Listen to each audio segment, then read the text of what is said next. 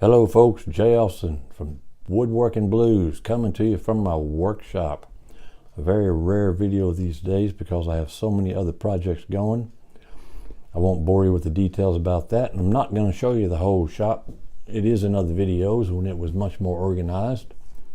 It is not, once again, because of those other projects getting in the way. And this has turned into a bit of a cluster. But just thought I'd show you a little piece of it. So today I wanted to do something different, but before I get into that, I need to ask you guys a favor. Would you please hit the like button and please subscribe? I've been neglecting to ask folks to do that, and I think that's why I'm stuck on such low subscribers. I've been doing this a while, and I just can't seem to move it up. So I'd really appreciate some likes and some comments, and definitely some subscribers, because I plan on doing this on a more regular basis. And if you like this one, you'll get more of them like it, and you'll be notified when they come out. So it'll motivate me to do more and hopefully give you a little entertainment in the process. Today I'm doing something different.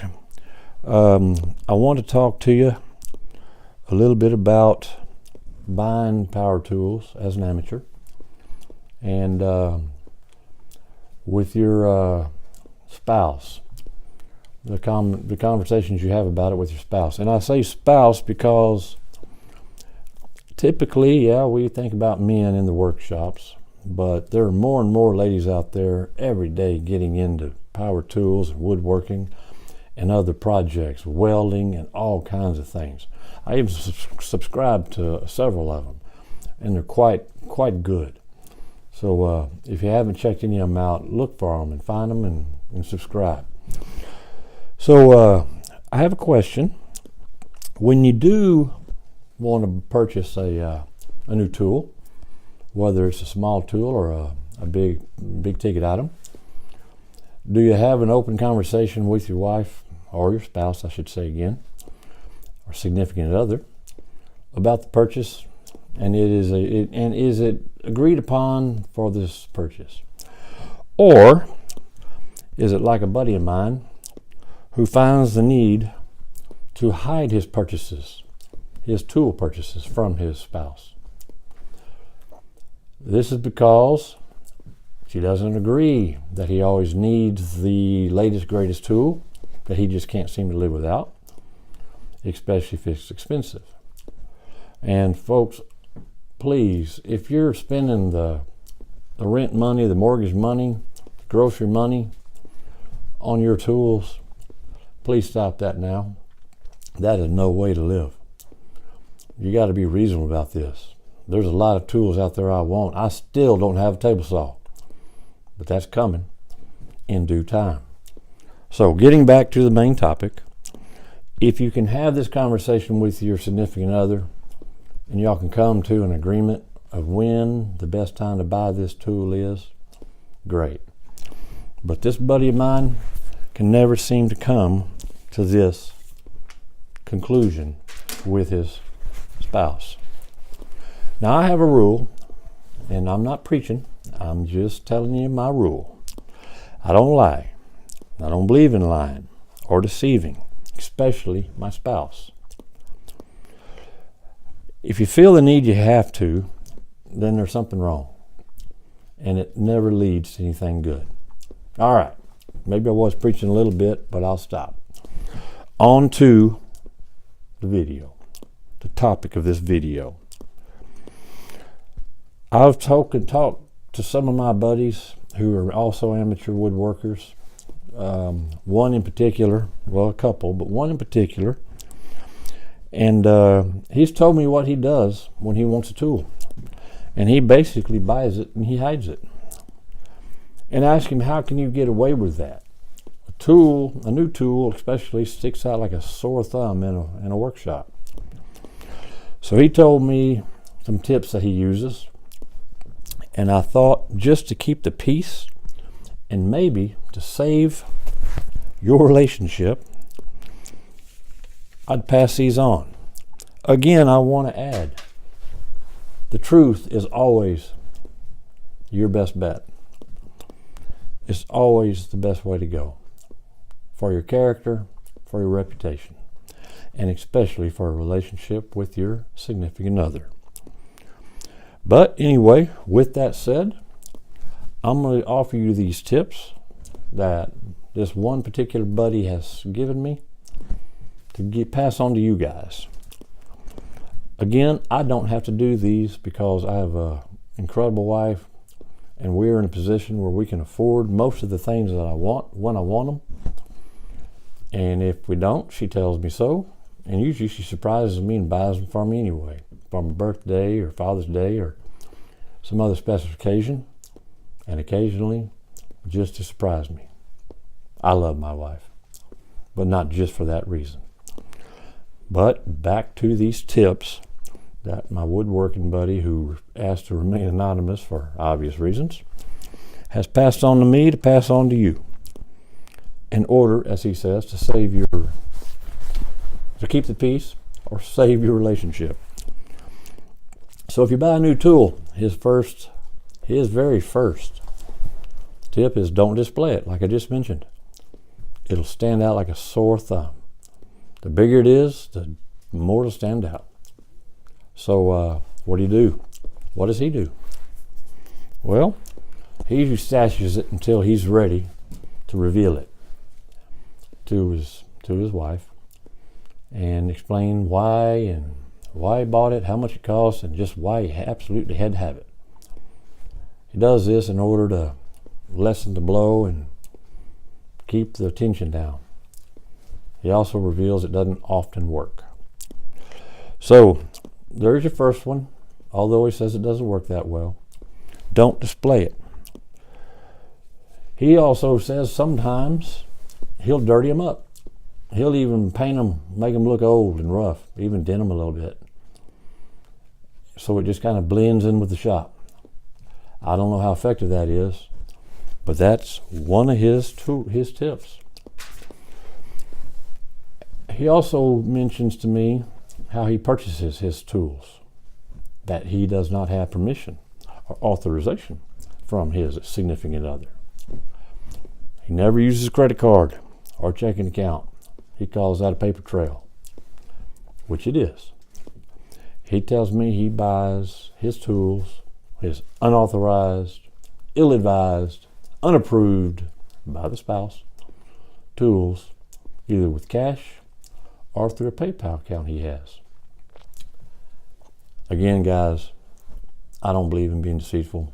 I'm just passing on what this fella tells me.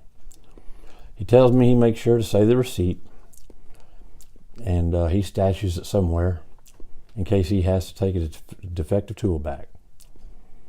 And then he tries to reveal it later without getting in trouble. He has told me also that if he can keep from revealing it, he does.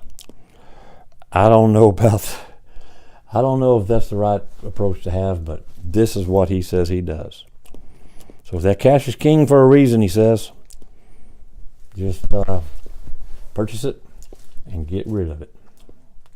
Get rid of the box, get rid of the stash the receipt. Speaking of that, he asks, what do you do with the package? What would you do with it?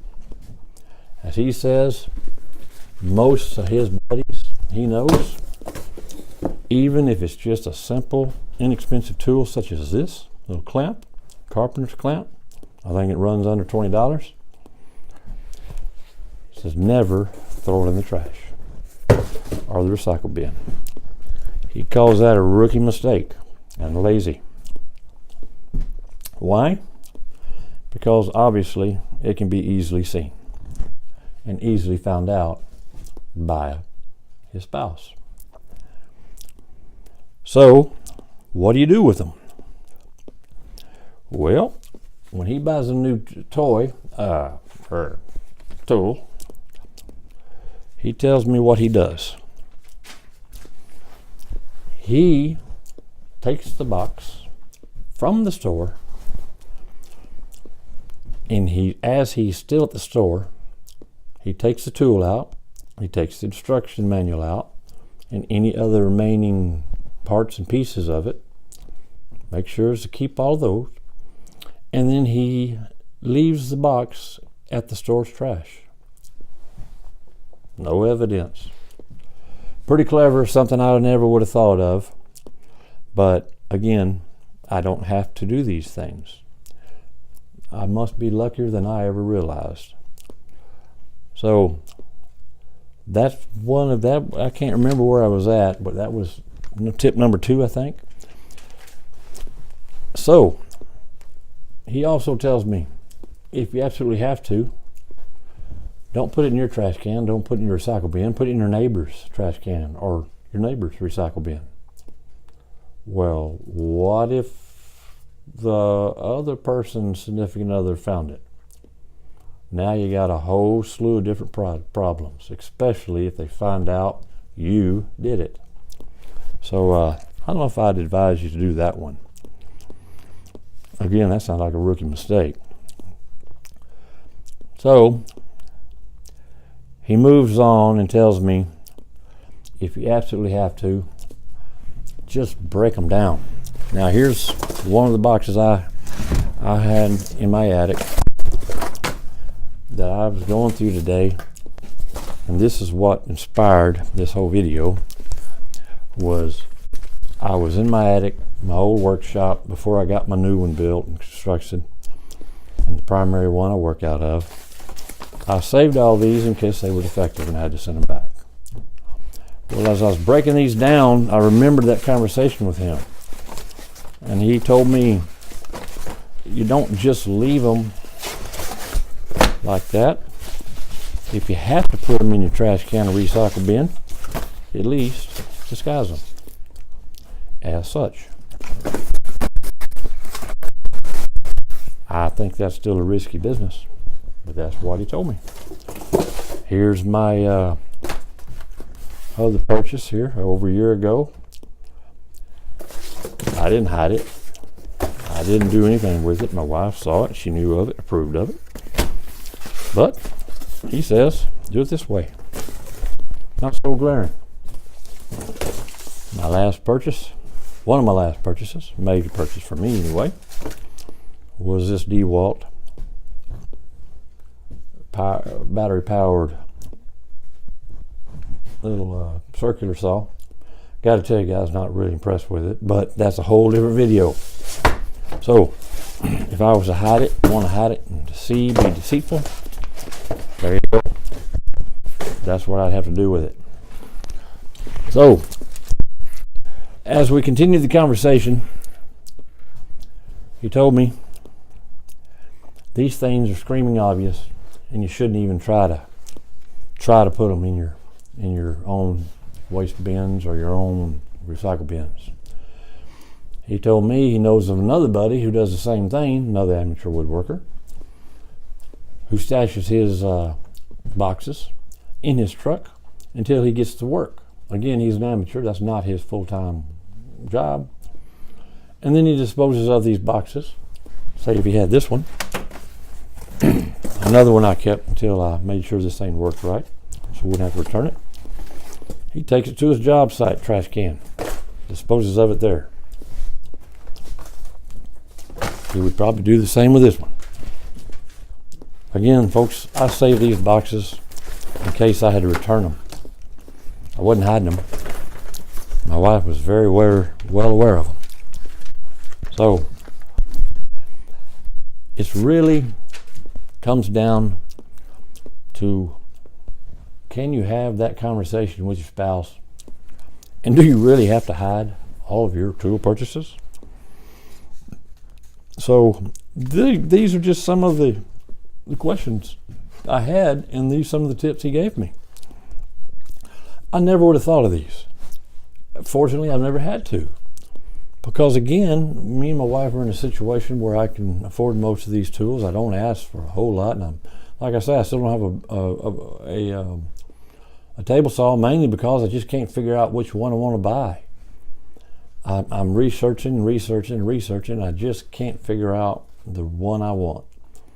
So it's not even so much a money issue than me making up my mind what I want.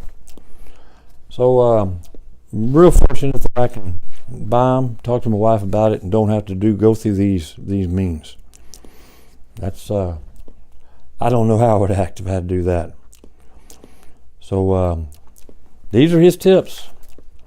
And again, folks, I have to reiterate, I do not condone being dishonest. And I don't condone any of these tips. Nor do I think they would actually be helpful in a relationship. In the long run, I think the best way to keep the peace and harmony in your relationship and to keep your relationship is to be honest. But this is what some folks do. And seems to work for them. I just thought I'd make a different type of video and run this by you. Again, folks, this is Jay Austin from Woodworking Blues. Again, I'm asking you to please, if you like this video, hit the like button. Hit that subscribe button. I really could use some more subscribers. I've been doing this for a long time and have hardly any. I'd like to bump that up a little bit, and that'll boost my what's the word I'm looking for? It'll make me make more videos. Bottom line, it really will. So please comment down there. Do you have to do this? Do you have to hide your tools, your purchases from your significant other? And if you do, tell me your tips on how you hide the evidence. And again, hit that like button, hit that subscribe button, share this video, talk about it with your spouse, see what y'all think. And please comment down below. And negative or positive, I want to hear them, even if it's about me. I'm thick-skinned enough, I can take it. Didn't mean to make this thing go on so long, but I just thought I'd make something different. And I finally did. So, again, Jay Austin from Woodworking Blues. Keep on woodworking and always tell the truth.